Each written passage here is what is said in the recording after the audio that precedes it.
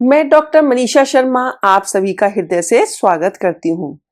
आज के इस वीडियो में मैं आपको बताऊंगी होलाष्टक कब से शुरू हो रहे हैं, कब समाप्त होंगे, होलाष्टक में हमें क्या कार्य करना चाहिए, क्या नहीं कार्य करने चाहिए, होलाष्टक क्या होता है।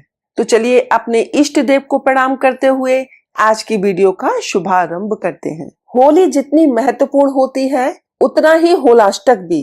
होलाष्टक होली के 8 दिन पूर्व लग जाते हैं। होलाष्टक 2 शब्दों से मिलकर बना है, होली प्लस अष्टक। अष्टक यानी 8। तो इन 8 दिनों में सभी मांगलिक कार्यों पर पाबंदी होती है। इसकी शुरुआत फाल्गुन शुक्ल अष्टमी से हो जाती है। इन 8 दिनों को जले कटे दिन भी कहा जाता है। शादी, विवाह, मुंडन, गृह प्रवेश जैसे शुभ कार्यों पर रोक रहती है। होलाष्टक होली से 8 दिन पहले शुरू हो जाते हैं। इस साल होली का दहन 13 मार्च की रात को है, जबकि इसके अगले दिन 14 मार्च को रंग वाली होली खेली जाएगी। इसके अनुसार होलाष्टक की शुरुआत 7 मार्च 2025 शुक्रवार से हो रही है।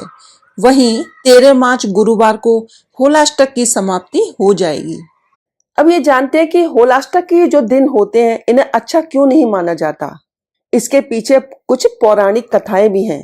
ऐसा माना जाता है कि होलाष्टक की शुरुआत वाले दिन ही शिव जी ने कामदेव को भस्म कर दिया था।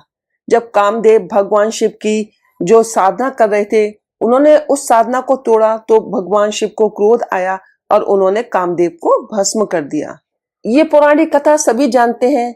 जब प्रहलाद को नारायण भक्ति से विमुख करने के सभी उपाय निष्फल होने लगे तो हिरण्यकश्यप ने प्रहलाद को इसी तिथि यानी फाल्गुन शुक्ल पक्ष की जो अष्टमी को बंदी बना लिया और तरह तरह की यातनाएं दी, किंतु भक्त प्रहलाद विचलित नहीं हुए।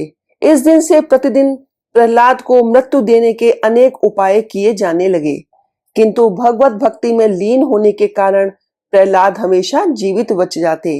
इसी प्रकार 7 दिन बीत गए और 8वें दिन अपने भाई हिरण्यकश्यप की परेशानी देख उनकी बहन होलिका, जिसे ब्रह्मा द्वारा अग्नि से न जलने का वरदान था, ने प्रहलाद को अपनी गोद में लेकर अग्नि में भस्म करने का प्रस्ताव रखा, जिसे हिरण्यकश्यप ने स्वीकार कर लिया। परिणाम स्वरूप होलिका जैसे ही अपने भतीजे प्रहलाद को गोद में लेकर जलती आग में बैठी तो वह स्वयं जलने लगी और प्रहलाद पुनः जीवित बच गए, क्योंकि उनके लिए अग्निदेव शीतल हो गए।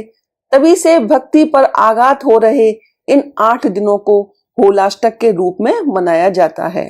तो प्रहलाद पर जिस जिस तिथि को बार को आघात होता, उस दिन और तिथियों के स्वामी भी हिरण्यकश्यप से क्रोधित हो उग्र हो जाते थे। तभी से फाल्गुन शुक्ल अष्टमी के दिन से ही होलिका दहन स्थान का चुनाव किया जाता है। इस दिन से ही होलिका दहन के दिन तक प्रतिदिन कुछ लकड़ियां डाली जाती हैं। पूर्णिमा तक ये लकड़ियों का बड़ा ढेर बन जाता है और पूर्णिमा के दिन सायंकाल शुभ मुहूर्त में अग्निदेव की शीतलता एवं स्वयं की रक्षा के लिए उनकी पूजा करके होलिका दहन किया जाता है। जब प्रहलाद बच जाते हैं तो उसी खुशी में होली का त्योहार मनाया जाता है। ज्योतिष के अनुसार होलाष्टक की अवधि में जो 8 ग्रह होते हैं वो उग्र अवस्था में रहते हैं। पहले दिन यानी अष्टमी तिथि को चंद्रमा, नवमी को सूर्य, दशमी पर शनि, एकादशी पर शुक्र, द्वादशी पर गुरु, त्रयोदशी तिथि पर बुध, चतुर्दशी पर मंगल और पूर्णिमा तिथि पर राहु उग्र स्थिति में रहते हैं। ज्योतिष शास्त्र के अनुसार इस अवधि में किए गए मांगलिक कार्यों पर इन ग्रहों का दुष्प्रभाव पड़ता है। शादी, विवाह, भूमि पूजन आदि कई कार्य वर्जित माने जाते हैं।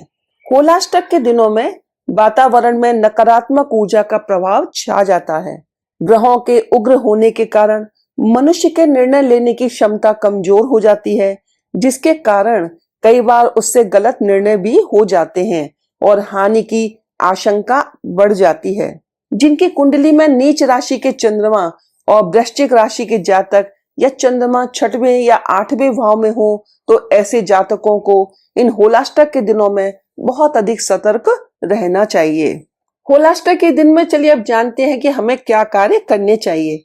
देखिए, होलाष्टक में पूजा पाठ करने और भगवान का स्मरण भजन करने से शुभ फल की प्राप्ति होती है। होलाष्टक के दौरान श्री सूक्त व मंगल ऋण मोचन स्रोत का पाठ करना चाहिए, जिससे आर्थिक संकट समाप्त होकर कर्ज से भी मुक्ति प्राप्त होती है। होलाष्टक के दौरान भगवान नरसिंह और हनुमान जी की पूजा करनी चाहिए।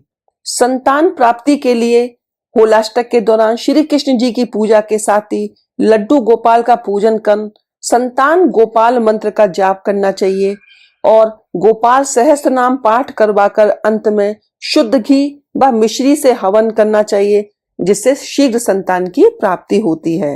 होलाष्टक के दौरान किए गए व्रत और दिए गए दान से जीवन के कष्टों से मुक्ति मिलती है। रोग से बचने के लिए भगवान शिव की पूजा और महामृत्युंजय मंत्र का अनुष्ठान प्रारंभ करवाना चाहिए। यदि किसी भी क्षेत्र में आपको असफलता प्राप्त हो रही है तो होलाष्टक के दिनों में आप आदित्य हृदय स्तोत्र और सुंदर कांड का पाठ कर सकते हैं। परिवार की समृद्धि और सुख शांति हेतु राम रक्षा स्तोत्र और हनुमान चालीसा या विष्णु सहस्त्र नाम का पाठ करें। अपार धन संपदा के लिए गुड़, कनेर के पुष्प, हल्दी की गांठ व पीली सरसों से हवन कर सकते हैं। यदि बच्चों का पढ़ाई में मन नहीं लग रहा है तो गणपति अथर्वशीष का पाठ करें, फिर मोदक व दूर्वा से हवन करें। नवग्रह की कृपा प्राप्ति हेतु भगवान शिव का पंचामृत से अभिषेक करना चाहिए। चलिए अब जानते हैं कि होलाष्टक में क्या कार्य वर्जित होते हैं। देखिए, जैसे विवाह करना, वाहन खरीदना, घर खरीदना, भूमि पूजन, गृह प्रवेश, 16 संस्कार, नया व्यापार शुरू करना, नए वस्त्र या कोई वस्तु खरीदना, यात्रा का कार्य करना आदि ये कार्य वर्जित होते हैं। होलाष्टक के दौरान आप भगवान विष्णु की विधिवत पूजा कर सकते हैं। केले के वृक्ष की पूजा भी जरूर करनी चाहिए।